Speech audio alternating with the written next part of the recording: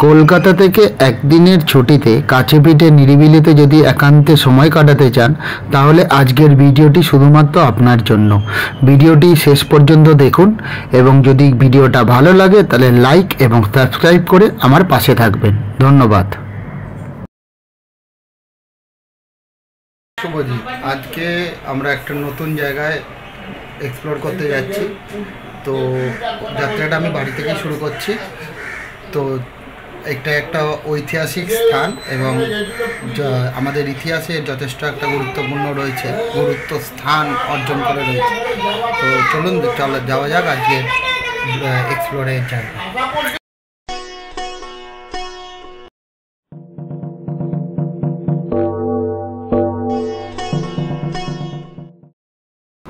বন্ধুরা, এখন আমরা এসে পৌঁছেছি গোঘাট। এটা হলো হুগলি জেলার আরামবাগ অঞ্চলের একটি ছোট্ট পঞ্চায়েত অঞ্চল। এই অঞ্চলটা ঐতিহাসিক স্থানে পরিপূর্ণ হয়ে রয়েছে। তো আমরা সেরকমই একটি ঐতিহাসিক স্থান আজকে ভ্রমণ করব, গড় মান্দারণ। সেই গড় মান্দারণে যে বঙ্কিমচন্দ্র যে দেবী চৌধুরানী গল্পটি লিখেছে, সেই ঐতিহাসিক যে প্রেক্ষাপট রয়েছে সেটি এই গড় মান্দারণকে কেন্দ্র করেই গড়ে উঠেছে। তো আমরা আজকে সেই গড় মান্দারণ ভ্রমণেই এসেছি এবং কীভাবে যাব সেটা আমি বিস্তারিত এই ভিডিওতে তুলে ধরব। তো প্রথমেই আমরা এসেছি কলকাতা থেকে গোঘাট হলো হুগলি জেলার অন্তর্গত বললামই। তো কিভাবে আসবো সেটা হলো হাওড়া থেকে ট্রেনে করে তারকেশ্বর লোকাল, আরামবাগ লোকাল এবং গোঘাট লোকাল, তিনটের মধ্যে যে কোনো একটা ধরে আপনাকে তারকেশ্বর আসতে হবে। আর ডাইরেক্ট যে ট্রেনটা সেটা হলো গোঘাট, 25 টাকা মাত্র ভাড়া। এই গোঘাট এসে এখান থেকে আমরা টোটো বা অটো করে দেখা যাক কীভাবে যাওয়া যায়, সেইভাবে যাব গোঘাট। খুবই শুনশান এবং এখান থেকে গড় মান্দারণ যাওয়ার একটাই মাত্র উপায়, স্টেশনের বাইরে হলো টোটো আছে, সেই টোটো করেই যেতে হবে। তো আমরা এখন স্টেশন থেকে নেবে এই টোটো স্ট্যান্ডের দিকে এগিয়ে যাচ্ছি। চলুন যাওয়া যাক এবং সেখান থেকে আমরা পরবর্তী ইয়েটা তুলে ধরছি। এই হলো স্টেশনের বাইরে এবং এখানে হলো সামনেই টোটো স্ট্যান্ড, এদিকেই আমরা এগিয়ে যাব।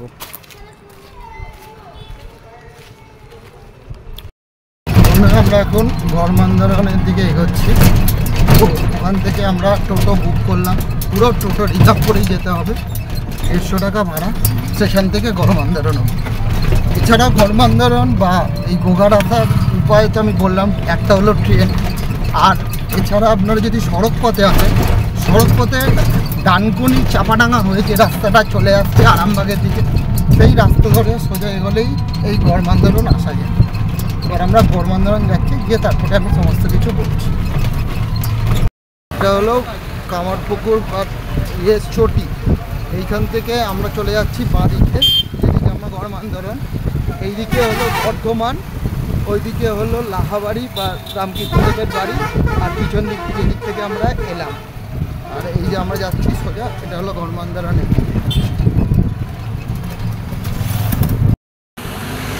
এই হলো গড় মান্দারণ ঢোকার প্রবেশ পথ,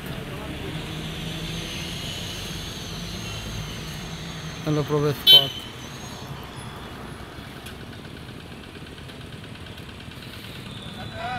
এই হলো মেন রাস্তা, এইখান দিয়ে আমরা এসেছি।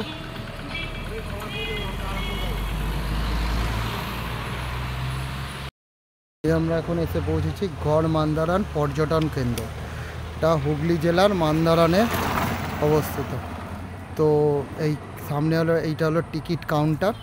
এখান থেকে টিকিট কেটে এই হলো এন্ট্রেন্স।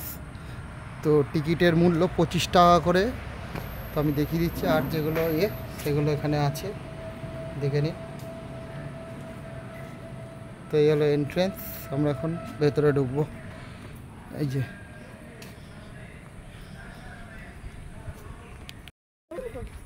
এই হলো ঢোকার মুখে এন্ট্রেন্স।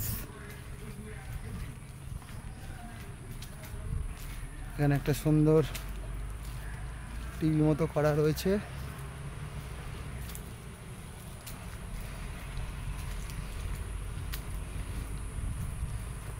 এই যে এন্ট্রেন্স দিয়ে আমরা এগিয়ে যাচ্ছি।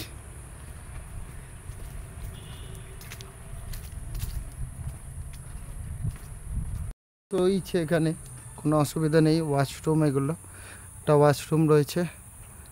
আর এখানে এই যে সামনে যেটা মাঠের মতো লাগছে, এটা কিন্তু একটা পুকুর। সালটা 1865, ব্রিটিশ আমল। সেই সময়কার বাংলার প্রখ্যাত কথাসাহিত্যিক বঙ্কিমচন্দ্র চট্টোপাধ্যায়ের বহুল চর্চিত ঐতিহাসিক উপন্যাস দুর্গেশ নন্দিনী এই গড় মান্দারণ দুর্গকে কেন্দ্র করেই রচিত হয়েছিল। উপন্যাসটি মান্দারণের ওপর আধিপত্য বিস্তার এবং তৎকালীন বিষ্ণুপুর রাজ্যের রাজা বীরেন্দ্র সিংহ ও পাঠানদের মধ্যেকার যে দ্বন্দ্ব ছিল তাই এই উপন্যাসে বর্ণিত রয়েছে। মৃণালিনী, এই যে কটেজগুলো রয়েছে, এই মৃণালিনী, তারপরে আনন্দমঠ, এখানে দেখুন বিভিন্ন কটেজ টাইপের রুম করা রয়েছে। এই রুমগুলো এলে ভাড়ার জন্য দেওয়া হয়, কিন্তু রুমের যে ভাড়া 400 থেকে 500 টাকা মতো দেখালাম, সেগুলো কিন্তু কোনো কাপল এলে বা সিঙ্গেল এলে কিন্তু ভাড়া পাওয়া যায় না।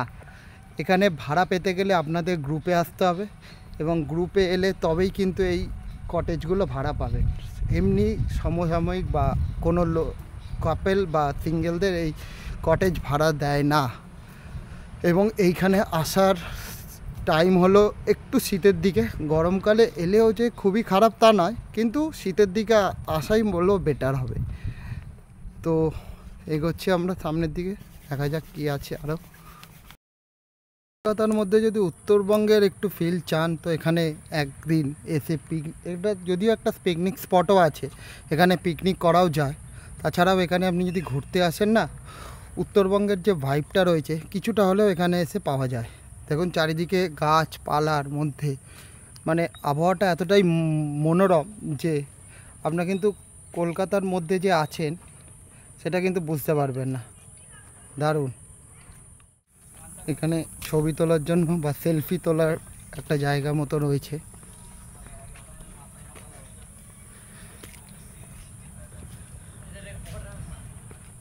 কাঠের পাটা, মানুষের বিবর্তনের বিভিন্ন রূপ এই যেখানে তুলে ধরা হয়েছে।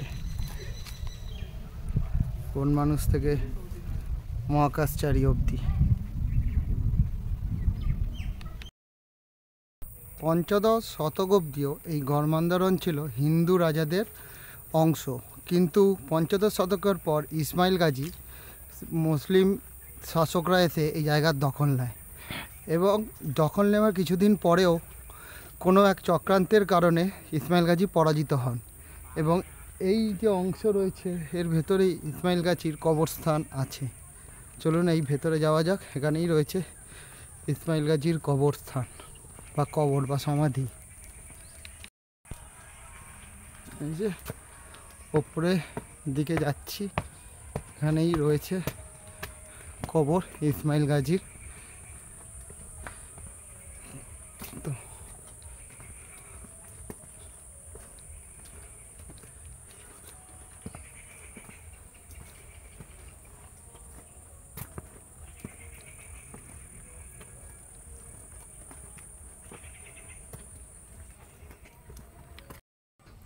এই যে সামনে যে মন্দির মতো লাগছে এটাই হলো ইসমাইল গাজীর সমাধিস্থল এবং ঠিক এর নিচেই রয়েছে আর একটি রাজবাড়ি, রাজা বীরেন্দ্র সিংয়ের রাজবাড়ি ঠিক এই সমাধিস্থলের নিচেই রয়েছে।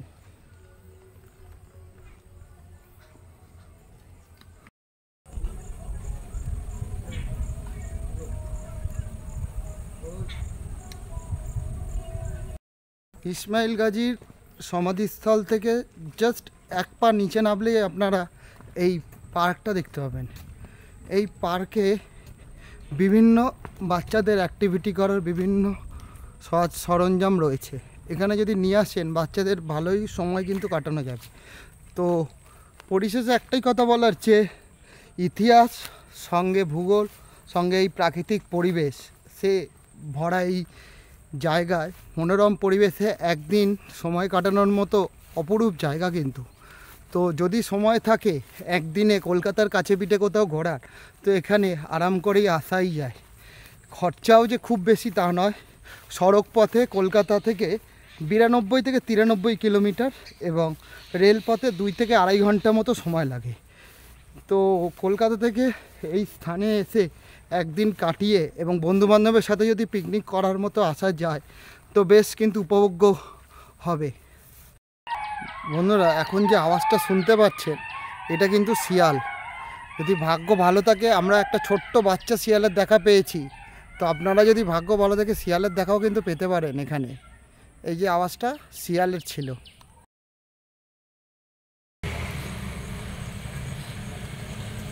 এই হলো ঢোকার যে পথ, এই পাঁচিলের ওপারেই রয়েছে গড়মান্দারান।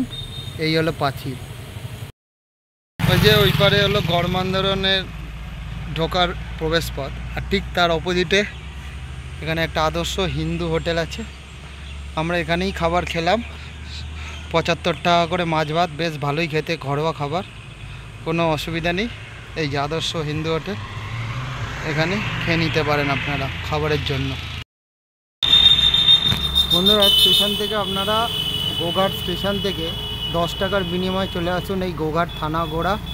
এখান থেকে আপনারা বাসে করে চলে যান গোঘাট রেল গড়মান্দারান।